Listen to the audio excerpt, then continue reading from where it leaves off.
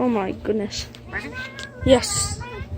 Marcus has got to listen to her now. Marcus. Ready? It was a hot day in July 15th, 1999. My brother Clint was riding an Argo with a few of the kids, his kids, a couple of my kids. They were riding around, and all of a sudden they spotted an eagle or a feather on the ground, and they wanted to pick it up, so they stopped. They stopped and they picked the feather up. And when they stopped to pick it up, back in a field over that way, because my family has, well, it was on my brother's property, 50 acres of that piece. He noticed a design on the ground, and it looked like sweetgrass. And then as he looked, it looked bigger and bigger and bigger and bigger, and he knew instinctively it was a crop circle, and it was big. So they all jumped in the Argo and came up here, and they called Kenny, and Kenny came over, and they were all excited. They got a plane.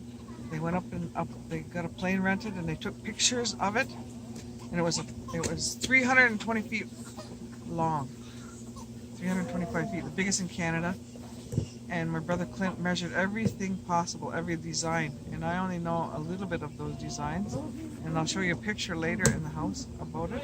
Or maybe you can drive back in the field, because my niece drew it on a board back there, that design.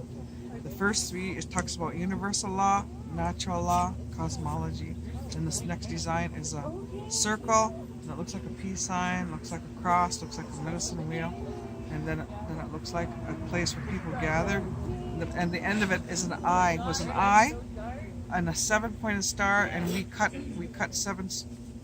It was made out of wheat. So we had over 1,500 people come every day. And then after 3 weeks, we decided to cut the eye and lift it up and put it in bags. And we tagged it. We had over 1,500 bags. And my brothers Clint and Kenny went to different places to talk about this, and they handed out that wheat to everybody. So it's been Maya, my daughter, was born at that time, so it's been 19 years since we got that crop circle. What people don't know is there was another crop circle design in the other field, and it talks about Mother Earth giving birth, and we did a lot of ceremonies there too. And now we had Sundance back there for 4 years, and we still continue to do ceremonies back there, because it's deemed a sacred place, because the star people are our ancestors, or our grandmothers, our grandfathers, the star people. Some people even call them aliens. So people even came from England, because they get crop circles every day, sometimes more than one, and they put them in books, and it gets more intricate every day.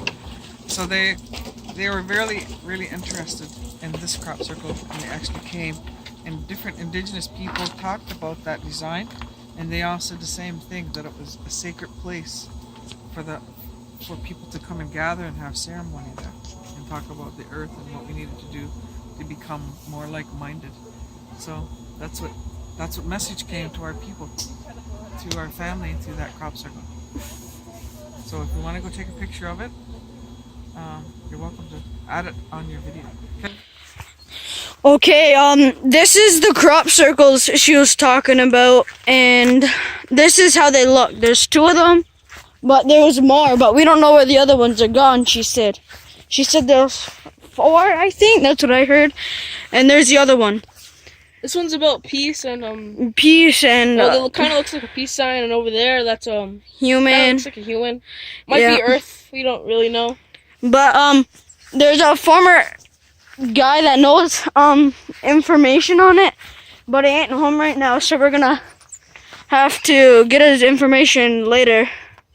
But here's how they look, and they were in these fields over here, if you can see them in the fields. And yeah, hi. Oh, and make sure to turn it back. Oh, and make sure to subscribe and like the video, and maybe some more videos will pop up on both sides. Yeah. Video. What are you doing? You supposed to pause the video after I do that.